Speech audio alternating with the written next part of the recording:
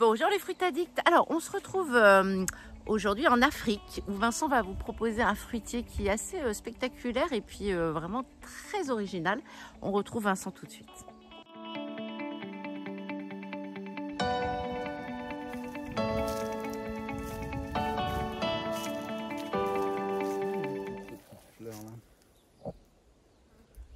Bon, salut les fruits addicts. Alors aujourd'hui, une nouvelle vidéo, un nouveau fruit, la prune du Natal. C'est joli, hein? Ouais. Magnifique.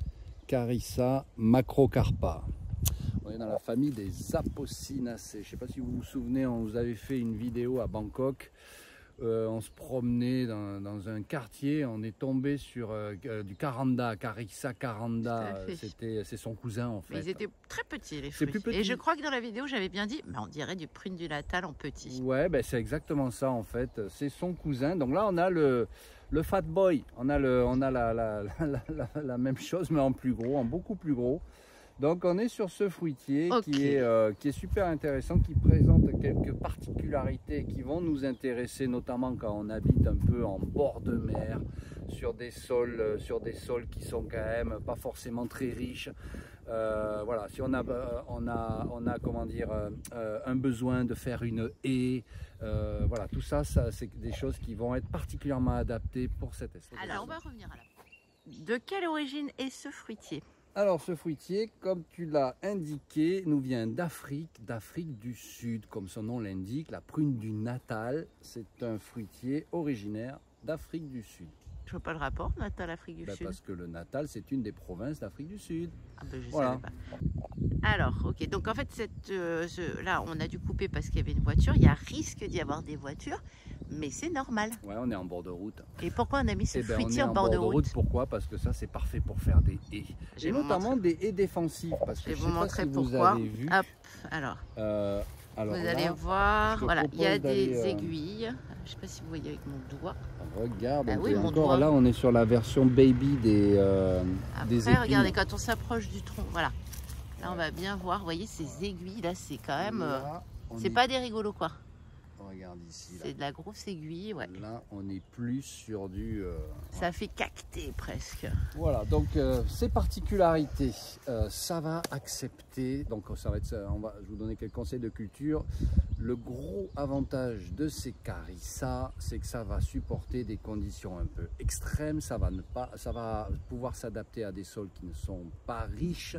Ça va surtout supporter le sel, les embruns. Donc c'est parfait pour les bords de mer. Planter ça en bord de mer, c'est super. Voilà. Il y a une rusticité qui est intéressante. Oui, alors pour tous nos amis métropolitains qui nous suivent, en effet, c'est une espèce qui peut supporter -5. C'est pas mal ça. Donc là, tout ce qui est pourtour méditerranéen, c'est particulièrement adapté. Hein, voilà. Donc ça, c'est un petit fruitier qu'on recommande tout particulièrement pour ceux qui ont des sols vraiment pas super riches, le bord de mer et même pour ceux qui sont dans des environnements où il peut y avoir des légères gelées. Il n'y a pas de souci. Alors, exposition, tu m'as dit, pardon. Notre avantage de cette espèce-là, c'est que ça peut se cultiver aussi en pot. On peut faire des bonsaïs magnifiques avec ça, parce que bon, il y a une croissance, mais qui est quand même pas super rapide. Ça, c'est des fruitiers qui ont quel âge, ça? Ah, ça a déjà 6-7 ans, facile. Ouais, c'est arbustif. Hein. Alors après, on s'en est vraiment pas occupé. On a mis ça là, il n'y a rien à manger. On en montre un autre. Bon voilà, et malgré tout, ça se développe. Il faut quand même, je dirais, 3-4 ans minimum avant d'avoir les premières floraisons. Oui. Alors on va parler rapidement de la floraison parce que ça aussi c'est vraiment un autre gros point positif de cette espèce-là. C'est qu'on a des fleurs qui sont magnifiques et qui sont odoriférantes. Mais Audrey va vous en parler tout à l'heure avec la dégustation. Voilà, donc qu'est-ce qu'on pouvait dire d'autre? Alors, est-ce que c'est un fruitier? Donc, tu nous as donné les conditions climatiques qui sont quand même, somme toute, plutôt intéressantes. Ouais. Exposition, mi-ombre, plein soleil? On est sur du plein soleil, ouais. Mais ça va s'accommoder de mi-ombre si vous n'avez pas le choix. Mais bon, plein soleil, c'est quand même de préférence. Est-ce qu'on taille? Alors bien sûr, ben là justement hier, là, j'ai fait des essais de bouture. Donc, j'en ai pas parlé, c'est une espèce qui va se multiplier principalement par semis. Attention, on est dans le genre Carissa, tout est toxique là-dedans, mais c'est Audrey qui va vous expliquer ça tout à l'heure au moment de la dégustation. Mais c'est bien de le répéter parce qu'il faut faire quand même attention avec cette famille-là. Ouais, donc hier j'ai taillé parce que bah oui, sinon ça a tendance un peu comme toujours hein, à monter. Donc là on essaye de garder ça à une hauteur, on va dire, de grillage, là, de haie.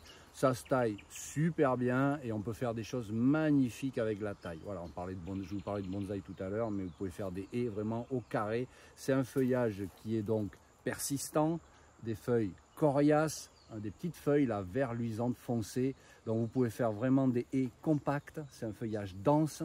Voilà, donc ça, vous pouvez faire vraiment des haies, il n'y a rien qui passe à travers. Hein. Là, il n'y a pas de souci. Voilà. Bon, je pense qu'on a dit à peu près tout ce qu'il y avait à dire là-dessus. Je vous propose de passer à la dégustation avec Audrey. Bon, dégustation de la prune de Natal. Alors, du coup, vous avez vu, il y a des fleurs qui sont magnifiques. C'est souvent en fleurs, quasiment tout le temps en fleurs. Ça sent super bon. Ça sent un peu le tiare ou le monoï. C'est très délicat comme odeur. C'est vraiment joli. Alors, la prune du Natal. Donc, c'est un fruitier. Il n'y a pas grand-chose à dire au niveau nutritionnel, mis à part que c'est bourré de vitamine C. Par contre, faites super gaffe. Les graines sont toxiques, mais toxiques de chez toxique. C'est neurotoxique. C'est même utilisé pour empoisonner. Donc, faites gaffe. Hein, donc, je vais vous montrer les graines. C'est super ça comme aide de défense. Hein. Alors, vous voyez, il y a du latex. Enfin, c'est lacté. Ouais. Voilà. Il y a vraiment un jus blanc qui n'est pas collant, ceci dit. Les graines sont vraiment petites. Ouais, il y a 12 graines à peu près dans chaque fruit. Regardez. On va d'ailleurs les garder pour pouvoir multiplier. Les graines sont petites. Donc, je vais goûter. Regardez, la texture est un peu fondante, un petit peu granuleuse. Un petit peu spongieux pas trop, moi, je trouve pas.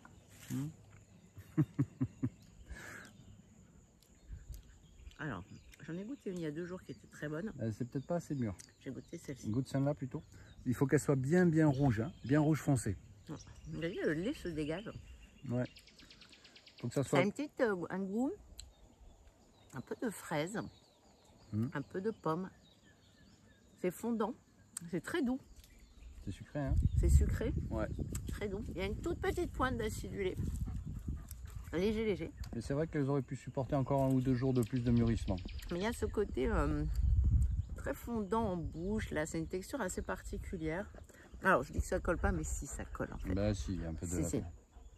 Ce lait blanc là, il va devenir quand même collant. Hein. Ouais, c'est sucré. C'est super sucré. Non, mais c'est très bon comme fruit. C'est très beau. Ornementalement, c'est vraiment joli sur un... Bon, alors... L'inconvénient d'un pot sur une terrasse, c'est que ça reste très piquant. Donc, il ne faut pas le mettre sur un endroit de passage ou de chemin parce que sinon, vous allez quand même vous griffer. Nous, quand on les taille ou quand on va avoir des fruitiers. Voilà, on fait gaffe quand même parce que vous avez vu, c'est des gros pépins, hein, les épines. Ouais. Donc voilà, très sympa à voir. En ornemental, en est protectrice. Pour la beauté du fruitier. Vous savez qu'on aime bien aussi ce côté ornemental. Et puis pour l'originalité du fruit, ce que vous avez vu, c'est ce côté très vert coriace avec ce rouge là qui claque, rouge rose presque. C'est assez original. Voilà, c'était le prunier du Natal et nous on vous dit à la semaine prochaine. Salut les fruits. À la semaine prochaine.